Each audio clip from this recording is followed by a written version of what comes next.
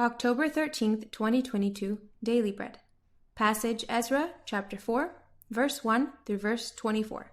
Key verse 3. Title: The Temple Meets Opposition. When the enemies of Judah and Benjamin heard that the exiles were building a temple for the Lord, the God of Israel, they came to Zerubbabel and to the heads of the families and said, "Let us help you build, because like you, we seek your God and have been sacrificing to him since the time of Esarhaddon, king of Assyria, who brought us here." But Zerubbabel, Joshua, and the rest of the heads of the families of Israel answered, "You have no part with us in building a temple to our God. We alone will build it for the Lord, the God of Israel, as King Cyrus, the king of Persia, commanded us." Then the peoples around them set out to discourage the people of Judah and make them afraid to go on building. They bribed officials to work against them and frustrate their plans during the entire reign of Cyrus, king of Persia, and down to the reign of Darius, king of Persia.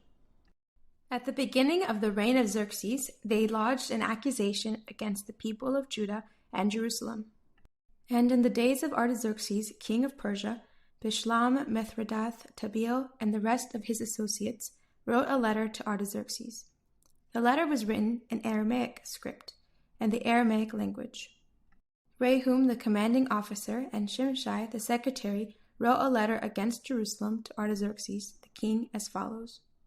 Rehum, the commanding officer, and Shimshai, the secretary, together with the rest of their associates, the judges, officials, and administrators over the people from Persia, Uruk and Babylon, the Elamites of Susa, and the other people whom the great and honorable Ashurbanipal deported and settled in the city of Samaria and elsewhere in Trans-Euphrates. This is the copy of the letter they sent him. To King Artaxerxes, from your servants in Trans-Euphrates.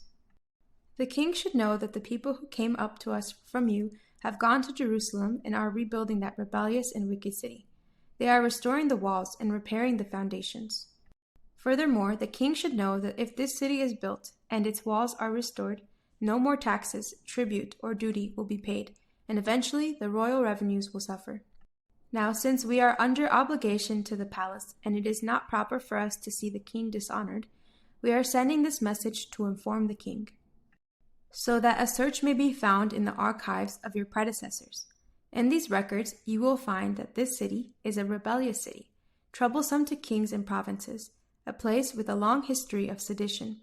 That is why this city was destroyed.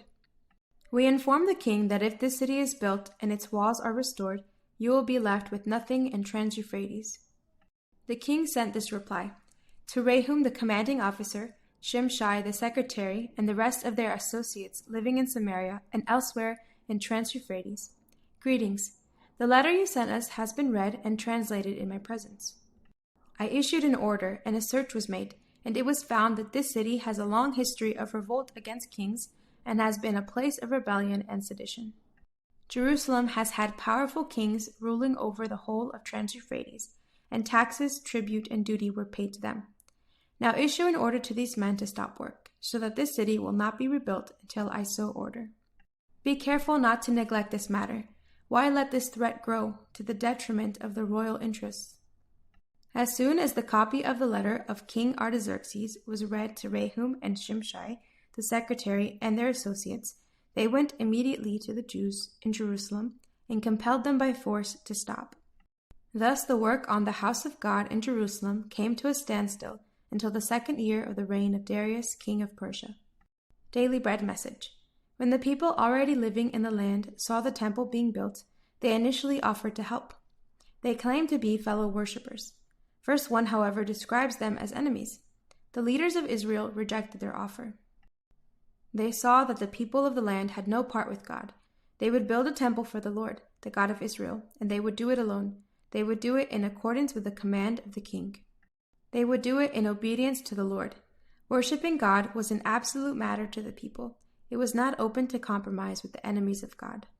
When the people of the land were denied, they lodged a formal complaint about the people of Israel to the king. Cyrus was no longer the ruler, and Artaxerxes was now king. The people of the land accused the Israelites of being a seditious people, refusing to pay taxes and having a history of revolt. As a result, King Artaxerxes perceived the people of Israel as a threat, and he gave permission to the enemies of Israel to compel the work to stop by force. So the temple building was brought to a halt. Prayer. Lord, help me to depend on you in times of opposition. Bless me not to compromise with the world, but worship and obey you. One word, worship without compromise.